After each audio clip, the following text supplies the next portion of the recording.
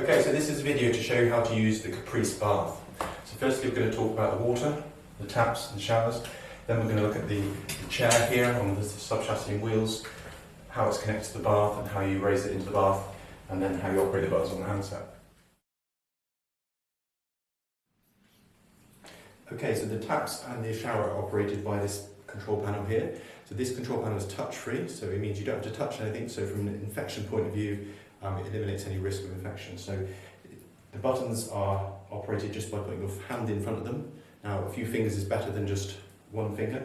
So this side here we have the tap, this side the shower. So when I turn the tap on, I'm going to hold my hand in front of that and the tap comes on. You can then see the temperature display here. We've got cold this side and hot this side. We're currently at this stage here. If I want it a bit hotter, I'm going to hold my hand in front of the hot here and you see it start to increase. That's the cold. And then to turn the water off,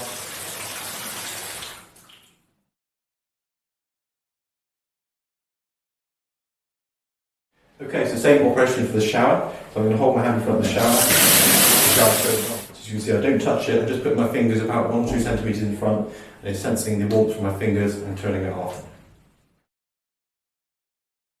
Now with the shower, we can adjust the flow of the shower. Some residents may not like the full water pressure.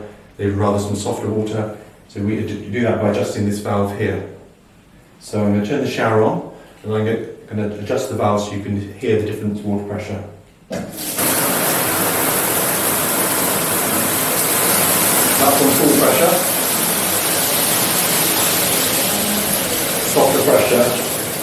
I can eventually turn this right off. So if you turn the shower on here and wonder why the water's not coming out, it's probably because this is turned off. It might be a practice you want to leave that turned off so that your shower doesn't squirt everywhere when you turn it on. Let's turn it off. If this is pointing the wrong way and you turn the shower on, it's going to spray outside the bath. So it's good practice to make sure this is always left in a position where it's facing down into the bath. So should anybody turn it on, it goes into the bath. But if it's evident that a shower is ever not working, this is the first thing to check before calling an engineer out, is that somebody hasn't turned it off.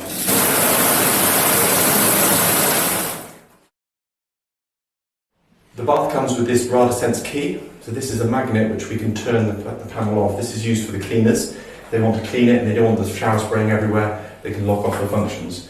Engineers will also use this should they have to program the console. So this is used, you use this by placing the magnet on the back here in the centre here, this little service console in the centre there. So I'm going to pop it on there like that.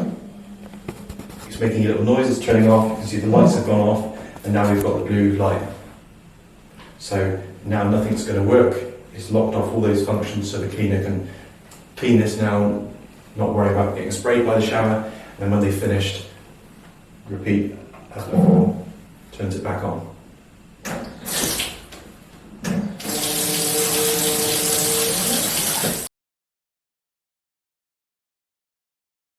Okay, the control panel here is factory set at 44 degrees, so there's no risk of scalding. So even when it's on,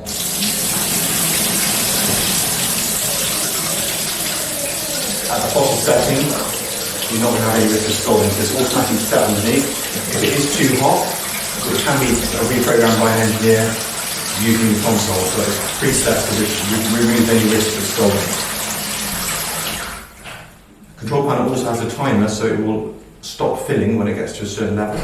Now it does depend on the water pressure in the building, but should it come higher than this here, this is your overflow. So this operates your pop-up waste, opens and closes the waste, but behind there, water can filter down through there, so you're not going to have a risk of it overflowing the bath and flooding the bathroom, because the water will tread down here first. Once you set the water and you finish with this panel, you can twist it around out of the way so that when you're delivering care, you're not accidentally going to swipe past here and turn the water on.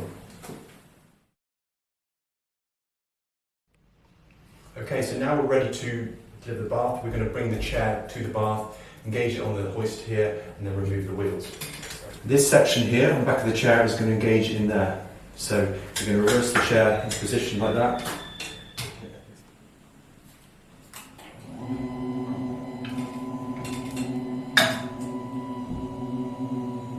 So the handset has to have 8 buttons. Really, you just need to use the 2 bottom buttons. Either you're transferring out of the bath or you're transferring into the bath. In this scenario, we're going into the bath, so I'm going to press and hold the bath button. And then as soon as the chair becomes airborne, I'm going to stop and we're going to release the wheel transporter so we can then continue the transfer. So one press on there.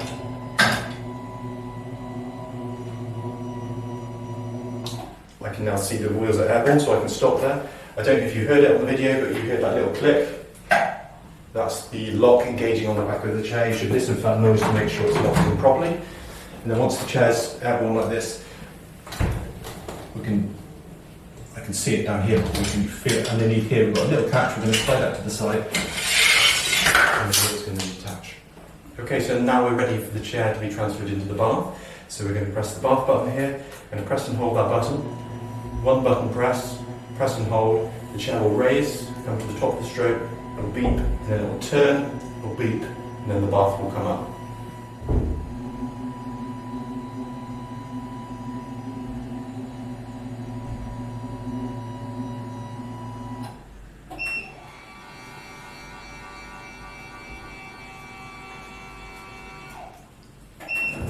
So you notice here, the chair's now over the bath. At that point, the bath then starts to come up.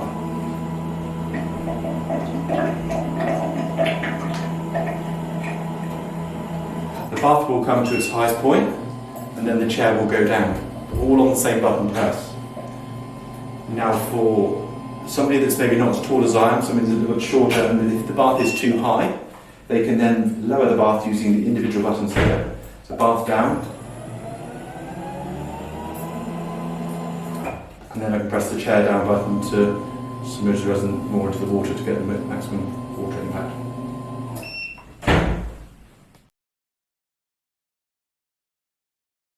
Okay, now we're going to talk about the shower pole. So the shower pole is designed for WRAS regulations. So WRAS stands for the Water Regulatory Advisory Scheme. So the concept is the shower head is not allowed to get in contact with the water. So if we take that off like that, the shower head will never touch the water here. So the reason for that is it creates an air gap between the two. If there was a fire down the road and the fire brigade were to come and draw water out of the hydrant, it can suck water out of buildings. If this shower head was in bath water, which potentially could be soiled, what's happening is the soiled water is going to be sucked back into your clean water system, and then your whole system in the building is contaminated. So for that reason, you have to have an air gap, and that's why the shower has a shorter hose, which does mean it's not as, you're going to be limited as to how far you can go from it. This shower pole is positioned centrally, for the reason that you can then access the feet end of the bath or the head end. Okay, the shower holder on the shower pole here is fully adjustable. I'm twisting the end here, it can be raised up and down, and it can be tilted round. Always good practice to leave it so the shower head, should it be accidentally turned on, is pointing down into the bath. Okay, so when we finish the bath, we're going to press the transfer button, which is the opposite to the bath, so now I want to come out. So we're going to press transfer, we're going to press and hold, the tub's going to go down, the chair's going to come up, round and down. Just while it's going through that cycle, it's a safety feature that the chair will only turn when the bath is right down. We don't want the bath up and then the chair be able to turn because you've got a greater fall risk. The bath has to be right down for any movement to turn. So if you're trying to turn the chair on here and it's not working, it may be because the bath's not right down. Okay, now we want to lower the chair, but not too low, so that we can just lift this up and put it in position. So it can come down a little bit further. Like that. And then we're just going to engage these two sections here in some runners underneath the seat, like so. And lifting this little lock here will lock it in position. So you see, I need to undo that, push it in, you need to wait and listen for the click. Now we know that's engaged there. You see the wheels are still airborne, and we're ready now to double check the locking mechanism. Now this next section is really important because if it's not done correctly, it can cause damage to the mechanism here. So we're going to lower the chair, but we want to make sure it disengages properly here. So you'll see on here, don't forget to raise the safety mechanism during the descent of the trolley. So we're going to lower the chair. As the chair hits the floor, we want to make sure this section here carries on down, so we need to lift this up like that. So I'm going to lift this up, I'm going to press the down button, and you should see these two here start to come apart.